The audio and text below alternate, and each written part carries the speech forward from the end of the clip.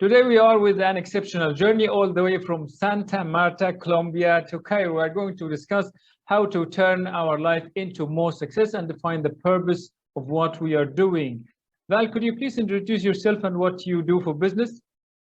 Absolutely. Thank you so much for the invitation. I'm excited to be with your audience, Nour. Well, I'm Alino. I'm a life coach, conscious parenting, and spiritual coach. I'm a neuro-linguistic programmer and a keynote speaker, lover of life, and just excited to be here with all of you. That is more exciting than ever. So the first question is, what pushed you to enter this world? What pushed me to enter this world? That is an awesome question. Look, I get a lot of questions. Energetically, that felt every cell in my body. And without a doubt, I have to say that the first feeling that comes into my mind to share with all of you is the fact that I have a passion for lifting people up and helping them heal their hearts and making a difference in this world, really leaving a trace behind. That has been something I've had since I was born. And of course, I'm from a family that has taught me this. And through my own journey of healing and trauma, I've been able to do this my entire life, basically. And so I'm living my true calling.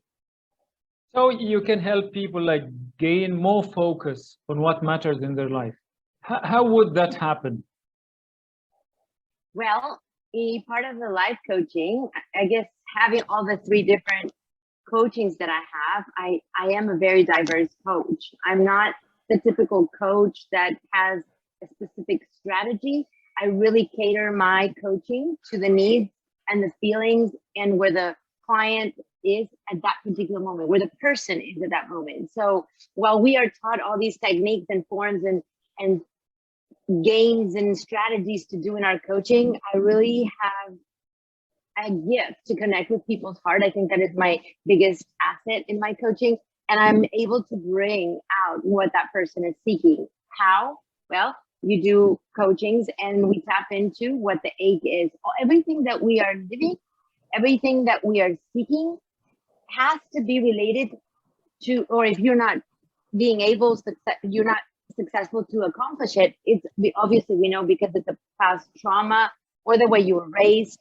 So we very gently and very loving, we go and tap in, not like a regression, but just by what I have a blessing to be connected to the essence of the problem. And I've been doing this for 30 years as a professional and in my volunteer work. So that's basically what I do. And I have to say that it works like magic. As long as the person wants to change, there is nothing that stops you from evolving, healing, and going after your dreams. So my question here is like, are all the people the same? Like many people come to ask for your help. Like, do they take your treatment the same way? Do they show the same results? How do people differ in dealing with your treatment?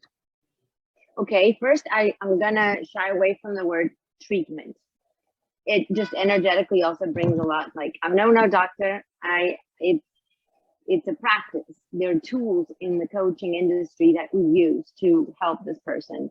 So how the person is going to shift is also the time, the energy, that and the space that this person takes it. Some people, well, I'm blessed to have people that are very committed that want to change. And I'm going to tell you that I have a clean record that anybody that has come my way, but it's not me, Val. It's the synergy between me and the heart of the person that comes. It's not, Val's healing or Val's technique. It just, we create such a sacred space of healing and transformation with deep grounded tools that are effective for that person to heal. Each journey is different depending on the path, depending on the aches and the pains and what you've lived through. So no person has the same journey, never. There can be similarities in the things that I do, but I'm all about individualizing the technique and the momentum with each person. So what main techniques and tools do you mainly depend on? So during coaching, like I said, I mean, if you give me a concrete example, but most of the things that we are going through is traumas from infancy, as we know. So I'm really called upon, like when I prepared myself before I even coming to your interview, like literally I have my incense, my little, I mean, it's the intention that you put to use to be really present for your client. And so the tools that I use, depending on the trauma, depending on with neuro-linguistic programming, I'm not sure if you're familiar with the terminology. So there's so many things that you can tap in from and reprogram from old paradigms, old limited beliefs, old information that's been programmed into your subconscious. And you do these, they're not really regressions, but the way you put the person in a meditative state kind of thing to bring back a memory and then shift it with new information. And literally you tap in like a new feeling so that when that comes up, they're able to shift that pain and see it in a different way. But the most important thing that I found, Nour, is that when you really change the lens of the person, right? Like there's really like glasses and you're seeing your life with lack, with fear, with doubt.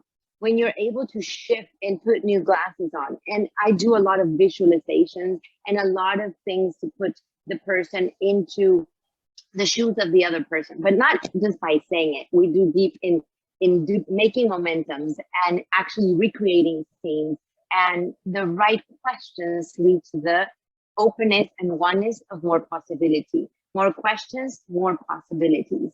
So there is a lot of role play times to really go within, to be in a sacred space to be able to heal whatever it is going through. So I cannot tell you, I don't have one coaching session the same. Even though I have many a day, I do not. It's like, I think it's what I have to offer to my clients. My question is like, is it a difficult moment when one of your, like, let's say clients or customers realizes their difficult times or realizes this is the cause of their trauma? Oh yeah, there's a lot of tears involved, but sometimes, but it's how you contain that person and the trust that you build with that person, and let them know that it's okay, that it's part of the journey, and that this cleanse, this moment of healing will open so many doors in their future. So the whole healing process, right? Because sometimes it requires forgiving somebody that you might not see again, whether they passed away or they're not accessible to you, or simply you don't feel like going to go see that person, but you can still heal by doing different techniques of liberation of that pain. Because the biggest gift you can gift yourself is to forgive yourself from either accepting the trauma of others and forgiving yourself for carrying that for such a long time. So you don't need to wait for that forgiveness. You just need to work on yourself and know that it was part of the plan. Because, Nour, I ask many of my clients when I speak in stages of my different keynote speaking engagements is, why would you want to carry this thing? Why? When are you ready to feel free from the situations that came your way to be better every single day? And the fact is, do we really want to live a just loving, comfortable life where, you have the beautiful family, your beautiful house, and everything just flows? Where would the teachings be? So knowing that everything that comes your way just makes you stronger, even if it's like hardship after hardship after hardship. And my life has been a lot of hardship, a lot. Actually, I hit a really low time in my life, and I was deeply depressed. But because of all these hardships, now I'm able to help so many people, so many. So it's depending on how you're looking at your life, with an opportunity to share what has happened to you to others and be a light to others, whether it's in a coaching session or whether it's just walking by and you smile to a person. I just came out from a meeting and I had some food left over and I offered it to somebody that I knew was hungry. There's a lot of hunger right now these days, especially in the third world country. And so making that difference, starting to connect with the people's heart, whether they're in your tribe or not, it really is shifting your own consciousness. So it's really just being present at every moment and asking, what is it about this situation that I'm not seeing that could be of service for me and others? And just asking so many questions, and then the doors open. How much confidence should your clients have in you? Like, you tap into their fears, you find their secrets, and then you open everything up in front of their eyes and ask them to believe in something else, like forget something they have carried with themselves for years. How do you build such a strong confidence in your clients? Okay, the heart is the heart. I can't convince you to have trust in me. I can't convince you to connect with me because I know you already connected with me. It's the magic that each individual has. My thing is the connection to the self, to the heart, to the essence and the persona of each individual that comes my way. It's a spark. It's like, when you walk into a place, you either feel that energy that is of contribution or not. Even this screen, I feel already close to you. There's a reason why so many people that you called. I haven't even asked you how you found me, but I believe in the magic of this as well. So all the clients that come my way, they find me. I don't actually promote my coaching. I just write and people come. I don't even know how you found me.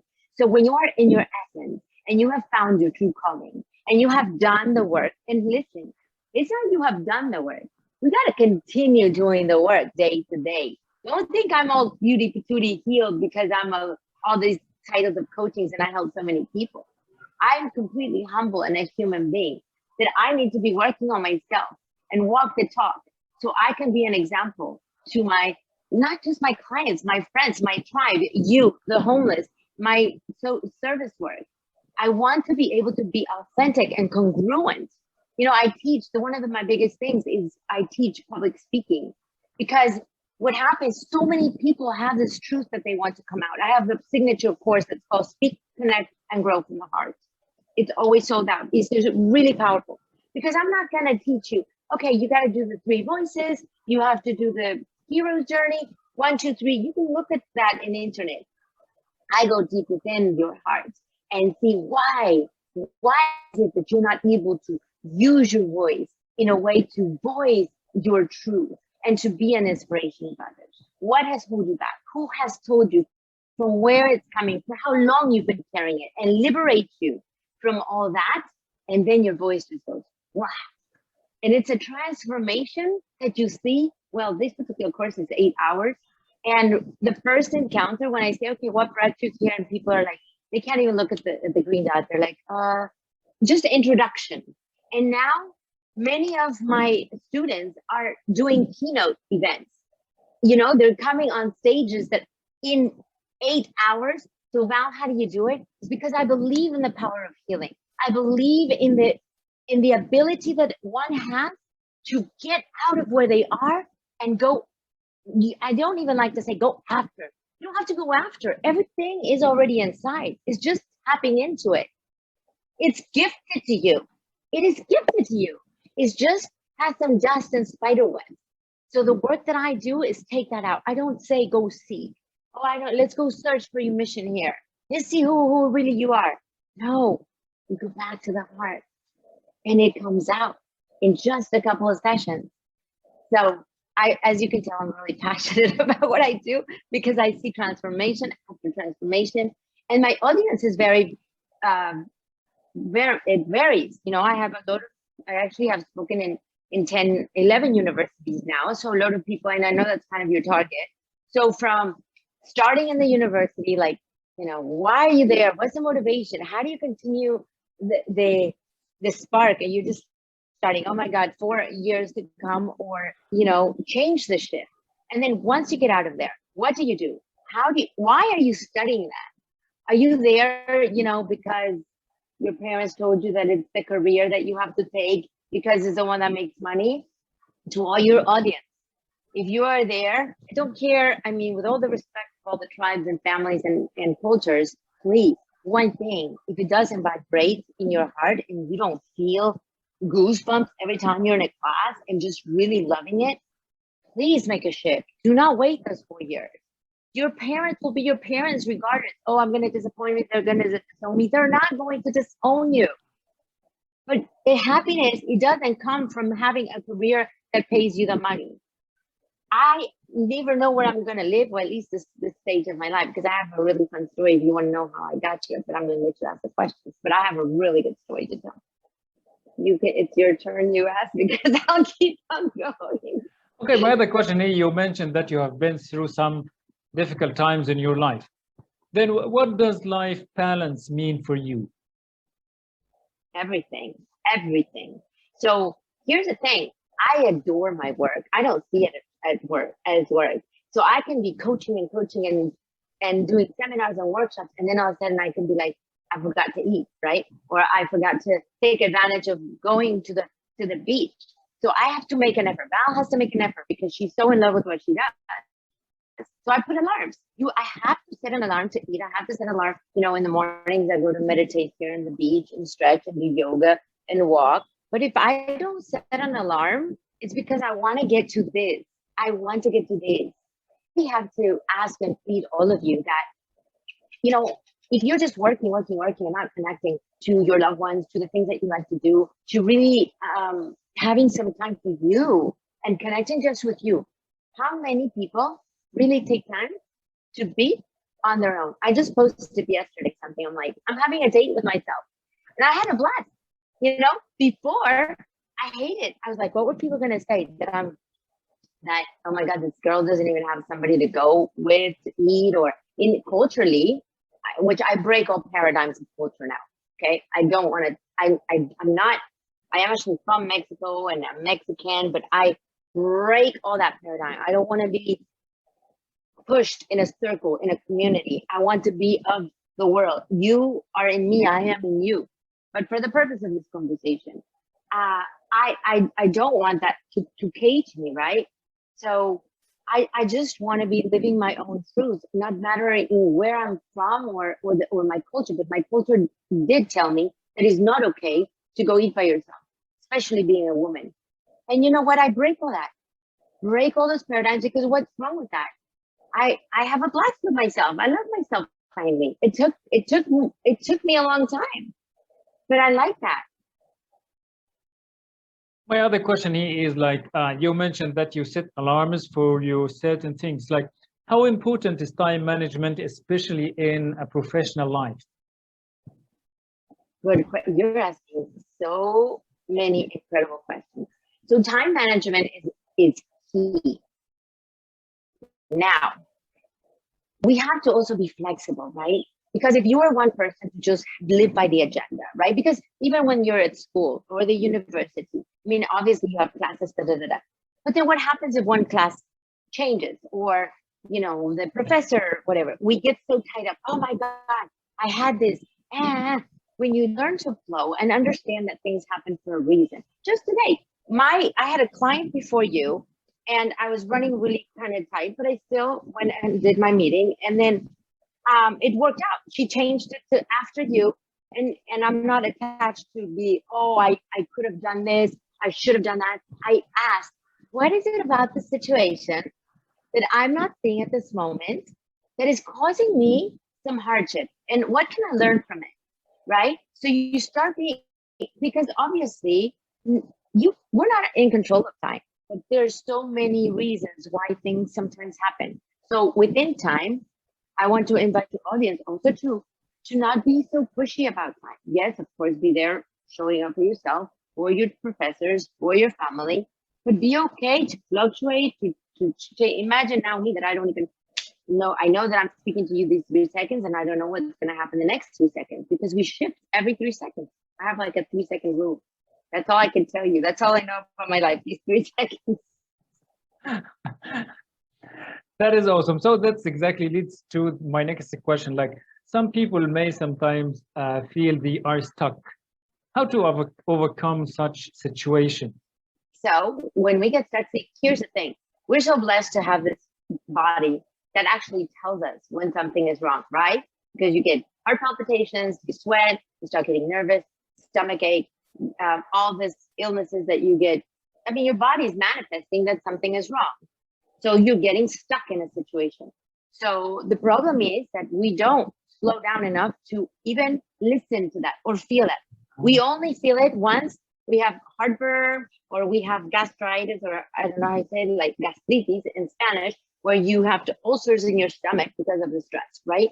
So how do you get stuck is when you feel those things, when you're unhappy, when you're not being able to connect, when your things are just not adding up, things are not showing up for you. You know, you go buy a car, it doesn't come through. You go seek a job, it doesn't have. You don't find your significant other. Activity after activity, nothing happens. So you can do, there's two things that the humans do. One, we fall into being a victim, and then every person that comes away, I'm just in a horrible stage. I can't believe everything happens to me. And then you're in lacking and in doubt and in fear. And the other one could be, wow, things are not coming up for me. Why? Let me slow down and look within, because nobody's going to tell you what it is until you tap into you. When you slow down, of course, I will always be sharing the benefits of meditation. I mean, it's not Val. You can look up the benefits of meditation. It just gives you so much, right? So meditation is the key point. Val, I don't know how to meditate. Okay, slow, go sit by the ocean, go sit by the lake, go take a walk, walk on the grass barefoot, go sit in the desert, whatever it is that you can slow down and feel the feeling and do an assessment of where you are and why things are not happening. When you do that, you will know how to get unstuck. And if you don't know, this is what I do. I help you get unstuck. But a lot of times you can figure out if it's not something very thick. And if it is, the right person is right there in the tip of your hands. It's just to start looking up and knowing that there are options for you. There are options. And I don't know why this is coming up for me to share with your audience. Like, you can hit a really deep depression point where when you're in depression, from being depressed to doing something that will hurt you is a millisecond, because I've been there, a millisecond. So for all that are going to hear this, I want to encourage you to go find that one person that you can speak to, because nothing is worth taking your life. Nothing. You are here for a reason. If you don't know why, and you're so much in pain because of the trauma, look, I can't even enlist all my trauma, but I've been able to do the work and now lift others up. So there are always solutions. What are your main recommendations to bring joy back into our lives? Well, see, you listen to your question. Bring joy back into your lives. Well, joy is not out here. Joy is here, right? And all you have to do is again tap into your own source. We don't find the path because we're thinking everything is out. The joy is within you. And how do you tap into that? Is by doing things that you love. But you can't do things that you love if you can't love yourself. So it all starts with self-love, knowing who you are, knowing what vibrates you. You know, sometimes, Nour, I have clients that I say, okay, look, if I give you a magic wand and you could do anything you want in your life, what would that be? Can I just tell you how many people are just silenced? And it brings tears, and it is sad, because how can we be so immersed in our own life or not done the work to not even know what would bring you joy?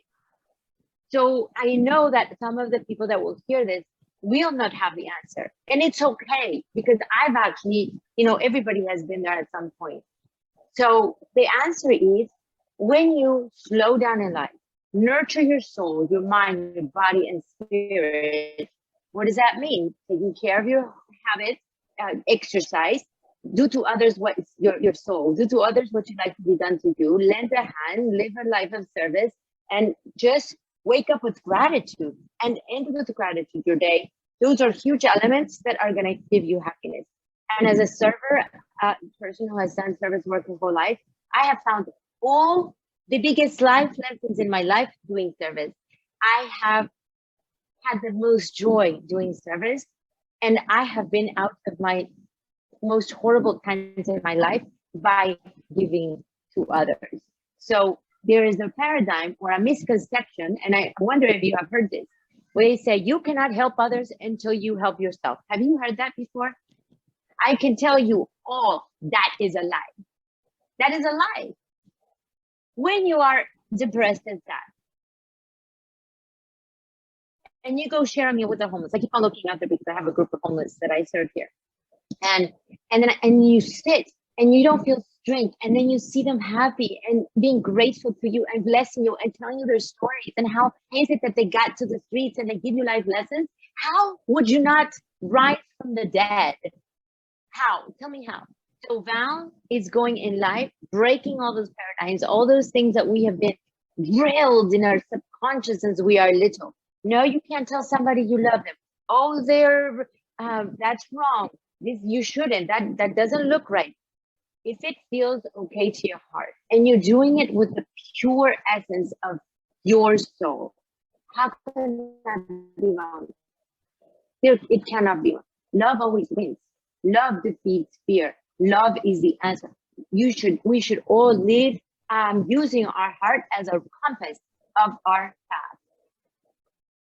What main pieces of recommendation and advice would you give to the people? A, just like I said before, start your day with gratitude. 3 things that you are grateful for every morning. Val, but my life is a misery. I don't know what to be thankful for. How about being thankful for being alive? Just try to put you're alive. You have a roof over your head. 3 things that you are grateful for. Then set an intention for your day. Set in whatever that is, okay? Positive attitude. If you are surrounded with people that are not contributing, find your new tribe. If you're watching the news all the time, if you're hearing music that is not of service to your heart and bringing positive, surround yourself, your life with positivity. And watch your words, because we all know that your words create your own reality. But as a neuro-linguistic programmer, I can tell you that the exercises that I did to graduate from this is insane. So it's not only what comes out of your mouth, it's what you think. Even if you don't say it, it still has a repercussion in you.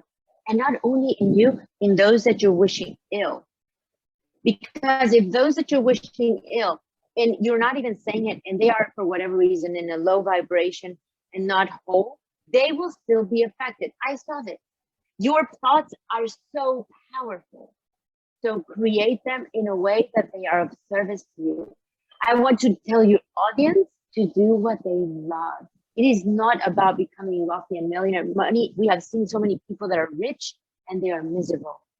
And of course, lend a hand. Live your own truth. Your own truth. Don't let anyone tell you who you are or what you should do, because you will never discover why that everybody's searching, why you are here on this earth. It has been more than amazing talking to you, Val, today. Thank you so much for your time indeed. And really hope you enjoy the ocean behind your back in Colombia. I do. Thank you so much. And thank you to all your audience that will be hearing this later.